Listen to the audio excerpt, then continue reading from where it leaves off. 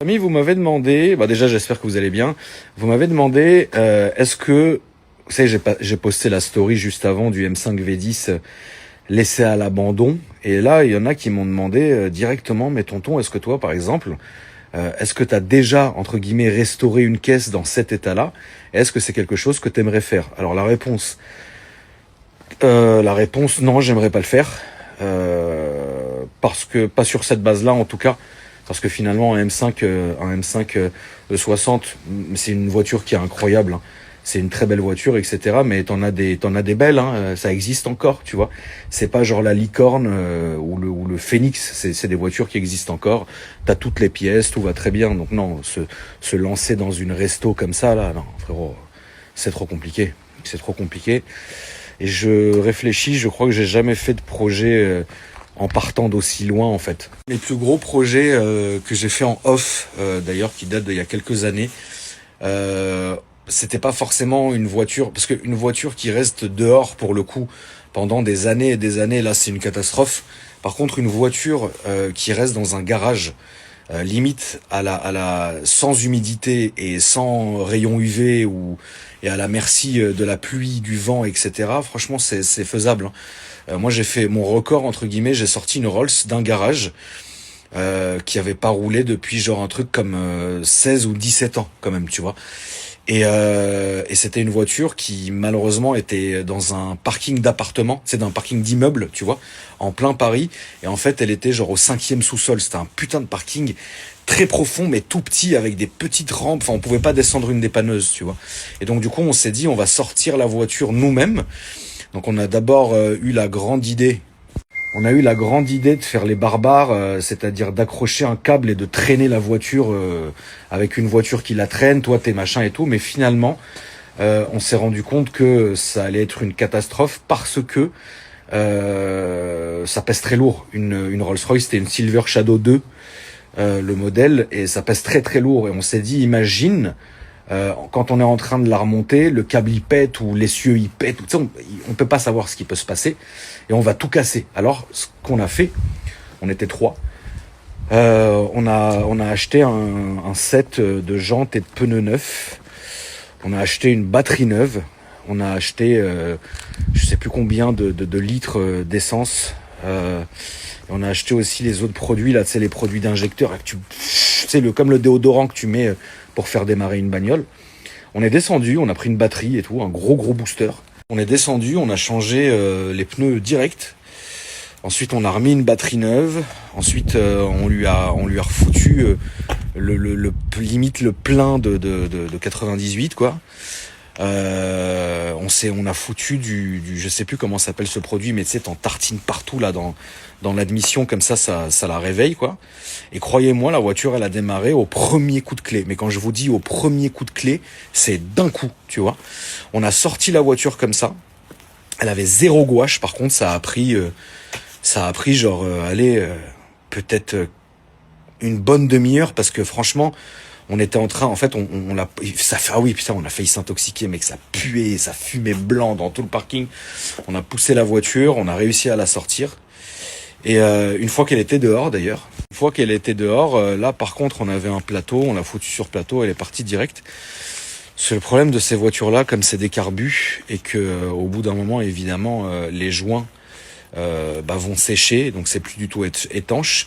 Le problème de ces voitures-là, c'est que les carbus sont juste au-dessus des collecteurs, donc en fait ça coule, l'essence pure coule sur les collecteurs, et ça il y a eu plusieurs cas où les voitures se sont embrasées. Donc le but c'est pas de sortir une caisse que tu es en train de sauver et de la voir brûler 3 mètres après, tu vois, c'est pas normal, enfin pas 3 mètres, mais ça prend quand même du temps. Moi ça m'est arrivé une seule fois.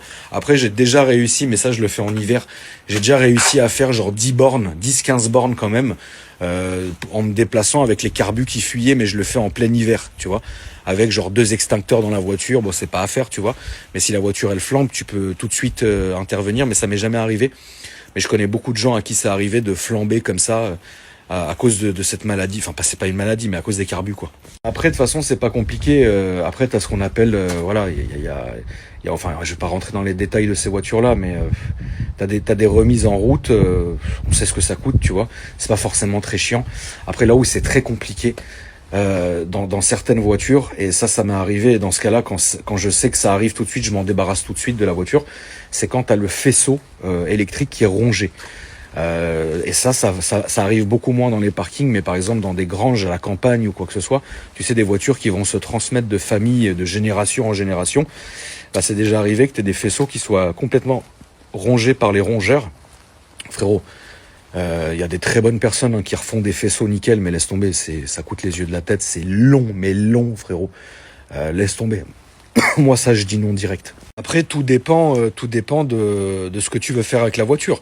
Évidemment, si tu as envie de faire ça dans les règles de l'art et que la voiture soit digne d'aller dans un musée, oui, ça va être long et hyper coûteux. Alors que ça m'est déjà arrivé, moi, de sortir des Rolls-Royce et que les voitures, elles roulent limite une fois que tu as changé.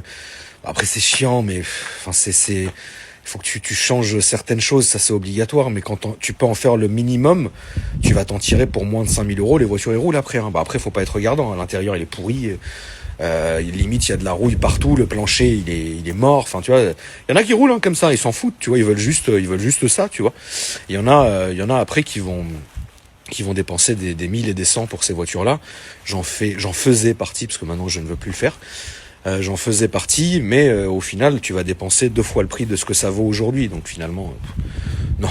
Ce truc de pas être vraiment regardant à l'époque, tu vois, ça me gênait pas en fait quand il y avait beaucoup de travaux à faire sur une voiture.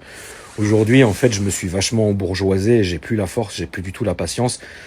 Quand une voiture est là, limite, enfin après ça dépend de ce que je vais acheter, tu vois. Mais ça m'arrive maintenant d'être capricieux au point où genre, tu sais, la voiture elle arrive, je la regarde, oh ça, je vais changer juste les pneus. Ah vas-y c'est bon, ça me casse les couilles. Je m'en fous, je passe à autre chose. Maintenant j'en suis arrivé quasi à ce stade-là avec les voitures par exemple de nos jours, tu vois. Post 2018, 2010, etc. Quand j'ai trop de frais à faire dessus, ça me saoule, tu vois. J'ai plus la force, la famille, franchement. J'ai plus envie en fait, tu vois. Moi j'ai envie d'avoir un truc qui est déjà tout préparé, tout propre, tout nickel, tu vois. Mais après je peux comprendre, hein, c'est question de moyens, c'est question de bon vouloir aussi, tu vois. Mais on voit ça souvent, puis finalement c'est des beaux projets, tu sais, quand un père et son fils refont une restauration d'une voiture, ils mettent des années à la refaire et puis après elle roule, c'est trop bien, tu vois. Mais moi j'ai plus la patience de ce truc-là. Je l'ai trop fait en fait avec mes Rolls-Royce et mes Bentley là. Oh là là, c'est bon.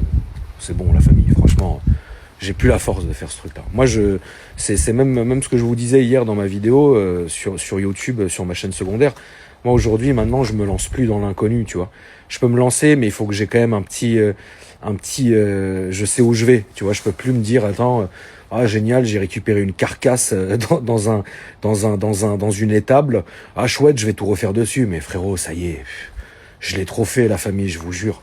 Tu passes des heures et des heures et des heures à trouver les pièces, à trouver ça, à trouver ci, puis tu veux faire tout dans les règles de l'art, et puis évidemment, c'est un marché de niche extrêmement coûteux, parce que plus c'est ancien, à la limite, plus ça coûte cher. Non, non, non, non, non, laisse-moi tranquille, frère. J'ai plus la force de faire ça. Comme je vous ai dit, je l'ai fait pendant très longtemps, je l'ai même fait beaucoup en off, ni sur les réseaux, ni sur YouTube, ni rien du tout, je l'ai fait entre guillemets pour mon bon plaisir, tu vois. Et finalement, ça a été une bonne expérience, mais en termes de perte d'argent, c'est colossal parce que tu ne récupéreras jamais ce que tu as mis dans cette voiture-là. Même si tu la vends, de toutes les manières, c'est quasi devenu inestimable. Donc tu peux très bien inventer des prix, hein, mais c'est pas parce que tu penses que ta voiture vaut tant qu'elle vaut vraiment tant. Je vous parle pas d'une Fiat, hein, où il y a une Argus ou un Range Rover, on sait ce que ça vaut, tu vois. Là, on parle de voitures des années 70, 80, qui ont été refaites à neuf. Bon, bah, qui va payer ça, quoi? On n'est clairement pas dans la même crèmerie, tu vois. C'est pas parce que demain j'ai acheté une Rolls Silver Shadow que j'ai refaite parfaitement que je vais pouvoir me dire bon bah moi ça m'a coûté tant, bah je vais l'afficher tant. Mais frérot, personne ne va acheter ça, personne ne va acheter ça. Déjà en plus que l'automobile est mort, parce qu'il faut dire la vérité, hein, là je pense que je devrais pas le dire parce que c'est pas beau, mais là franchement se lancer maintenant aujourd'hui en 2025 et vendre des bagnoles, chapeau. Waouh, déjà que le monde de la moto il est mort, alors le monde de l'auto, frérot, on n'est pas loin derrière, hein, tu vois. Alors là franchement faut avoir des couilles, hein. Alors encore, bien sûr, il y a quelques garages qui s'en sortent très bien. C'est tout ce qu'on leur souhaite, la famille, que ça marche très bien pour tout le monde. Mais le monde de l'auto, c'est très très très très dur. Et la famille, acheter une voiture, faut avoir envie, hein. Je sais pas si vous voyez ce que je veux dire. C'est que acheter une voiture, c'est entre guillemets un moment qui est heureux. Tu vois ce que je veux dire? On voyait ça, bon, beaucoup dans les anciennes années, où t'avais des familles entières. Pour eux, ils allaient chercher leur Renault Espace. Pour eux, c'était l'achat d'une vie. Mais ça, c'est incroyable. Mais aujourd'hui, pour avoir envie d'acheter une voiture, déjà, faut être dans un bon mood.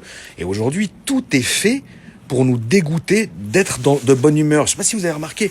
Bah, regardez les infos pendant 1 heure. Frérot, c'est hallucinant. Un mec aujourd'hui, il a envie d'acheter une voiture, il va se dire putain de merde, déjà il y a le malus. Pouah. Ensuite il y a ça, et les taxes, et la carte grise, et machin. Donc il est là, et puis tout a augmenté, hein. Franchement, c'est de la folie. Les prix de toutes les bagnoles ont augmenté, donc le mec il a peur. Et puis frérot, il rentre le soir chez lui, il allume les infos, la guerre, la crise, la grippe, il a pas envie. Il a pas envie, je vous jure, hein. Ça le coupe en fait. Le mec n'a plus envie de dépenser 1 euro. Tu vois ce que je veux dire? Donc c'est pour ça en fait finalement. Mais sans vouloir faire certains raccourcis, finalement j'ai l'impression que certaines personnes ont obtenu ce qu'elles voulaient.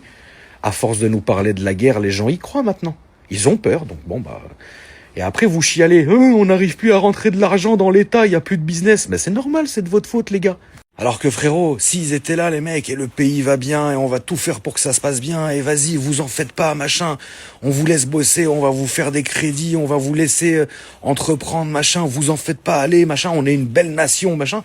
Ah frérot, là les gens ils se diraient, vas-y nique, je vais me faire plaisir frère, j'ai bien bossé, ou alors je vais bien bosser, j'ai envie de me faire plaisir. Mais le mec il rentre chez lui, il est à bout le frère, il allume la télé, il prend un coup au cœur.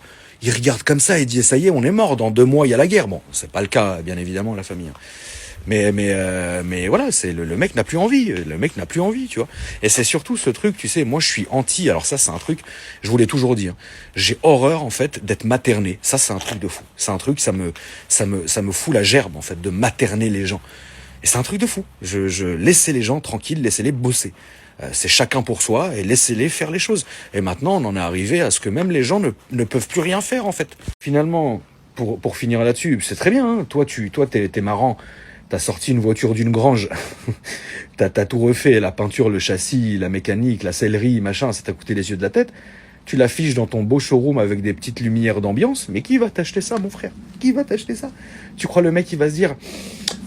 Ouais, même s'il a l'argent sur son compte, tu crois qu'il va se dire, ouais, c'est un bon moment là, chérie, j'ai réfléchi, c'est un bon moment pour s'acheter une Rolls de 1982 et je vais la payer 3 fois le prix parce qu'elle a été refaite. Jamais de la vie, frère, jamais de la vie. Personne ne fera ça, c'est fini la famille. Ça c'est fini, de chez fini, frérot.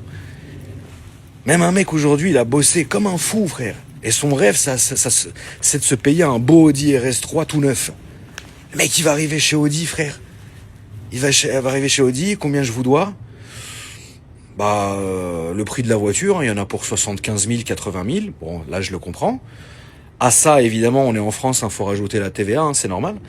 Et le malus, c'est de 70 000 euros, monsieur. Donc, tu vas payer une Audi RS3. Hein. On parle d'un A3 avec un moteur et un châssis. Le prix d'une Porsche. Ouais, il y a un problème. C'est pour ça que les gens aujourd'hui ils partent dans les anciennes. Tu vois ce que je veux dire? Moi je pars du principe que oui, à un moment donné, et sur certaines voitures bien évidemment, c'est des investissements. Alors ça l'était il y a quelques années, ça l'est peut-être un peu moins aujourd'hui. Il y a certaines voitures, c'est des investissements. Mais quand je vous dis certaines voitures, c'est qu'on doit aller dans des sphères qui soient énormes. Là, je vous parle pas d'une Safran biturbo. Là, on n'est pas du tout là-dessus. Tu vois.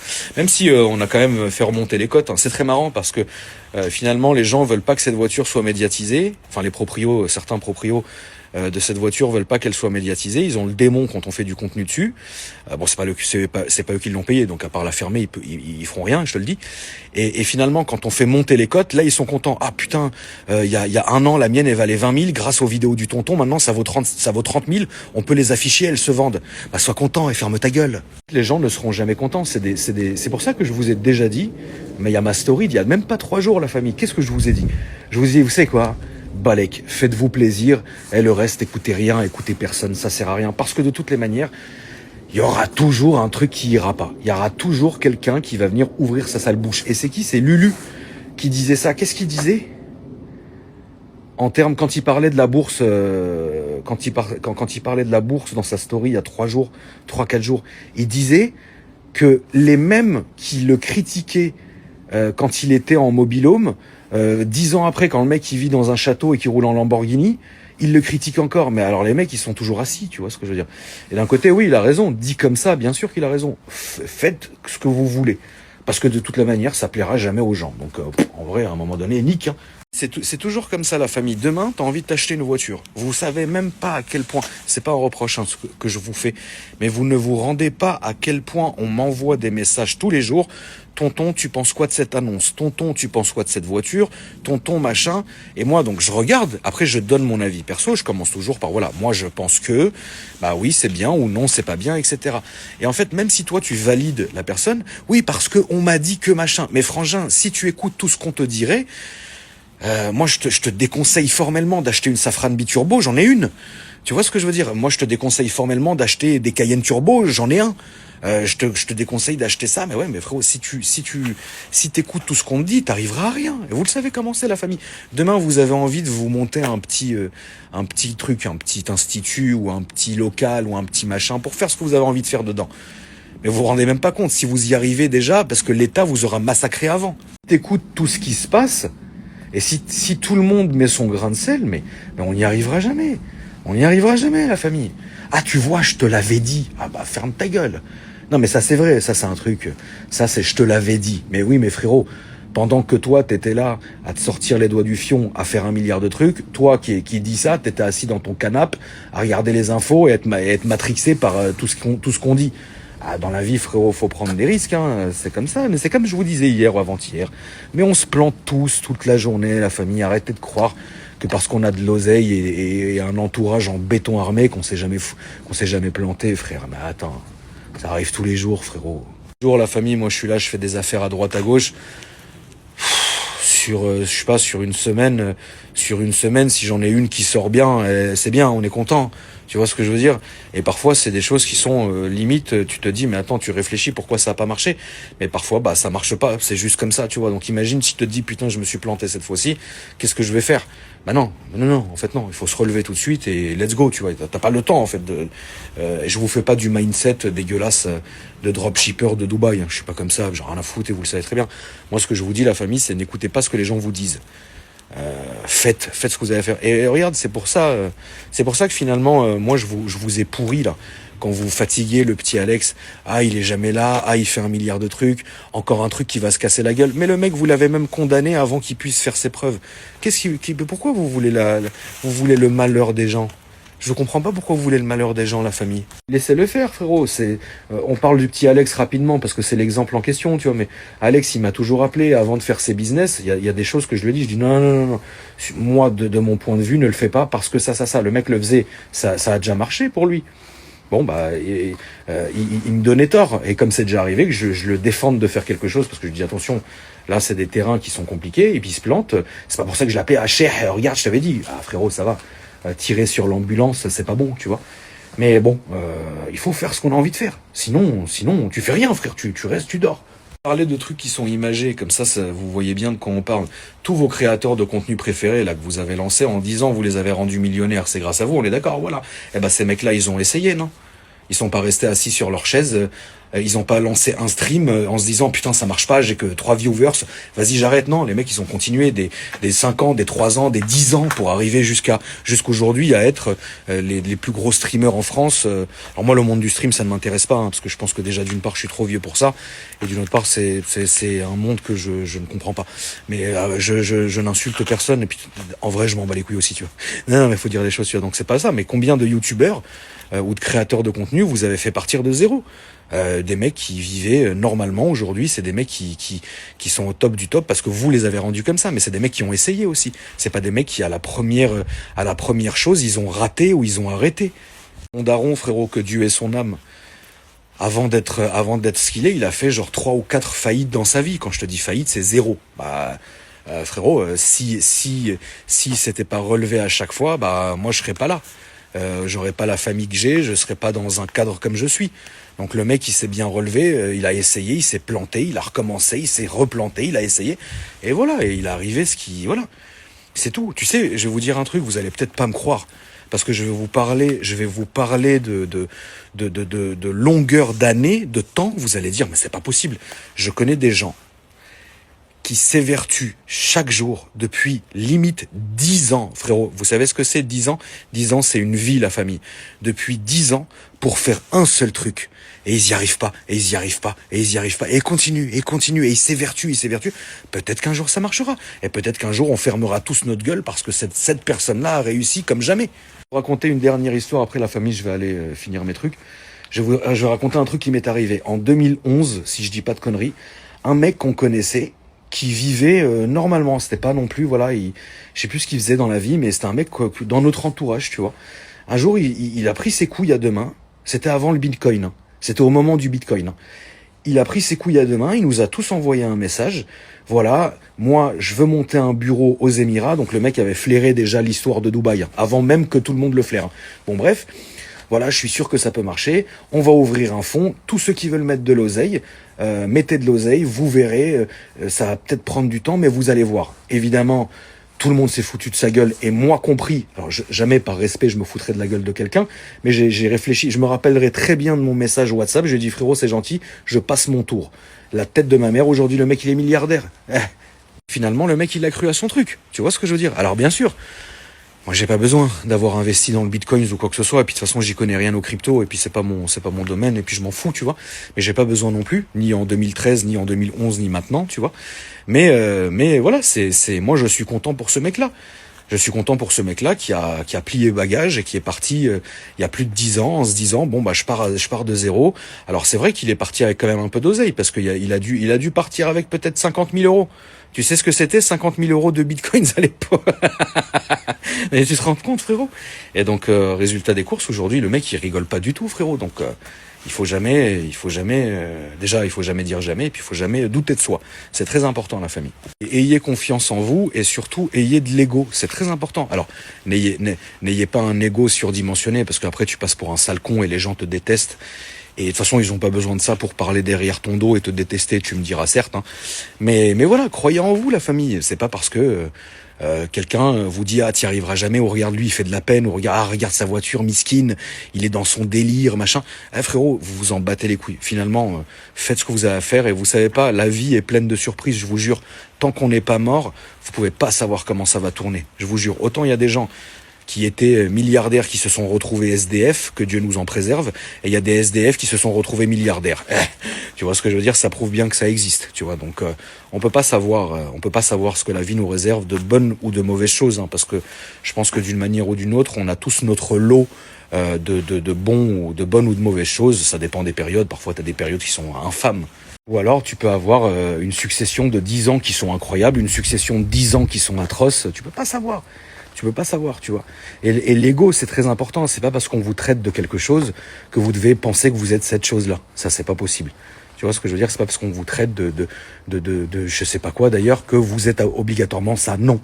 Vous savez ce que vous êtes, la famille. Ça nous arrive à tous de faire des erreurs d'ailleurs, mais vous le savez pourquoi vous les avez fait. L'erreur est humaine, le pardon est divin, tu vois ce que je veux dire? Mais vous pouvez tous faire des erreurs. Moi, je suis quelqu'un qui fait des erreurs H24, frérot, mais je sais qui je suis, je crois en moi, je sais ce que je vaux, je sais comment je suis. Alors, ça arrive qu'on se plante, ça arrive qu'on fasse volontairement du mal, ça arrive qu'on fasse volontairement, on peut même se planter. Moi, ça m'est déjà arrivé de me pirater moi-même parce que j'en avais assez de quelque chose et je me suis enlevé l'air sous le pied moi-même. Au moins, ça met un terme à certains trucs, tu vois. Mais faut pas douter de soi, la famille. Donc voilà, la famille. En tout cas, d'une M5, on est parti sur un peu plus, mais ça fait toujours l'occasion de faire la belle story du soir. Mais bon, tu vois. En tout cas, j'espère que vous allez passer une bonne soirée. Regarde-les, ils sont encore en train de chialer. La guerre, c'est un truc de fou. Comment, regarde. Regarde ça.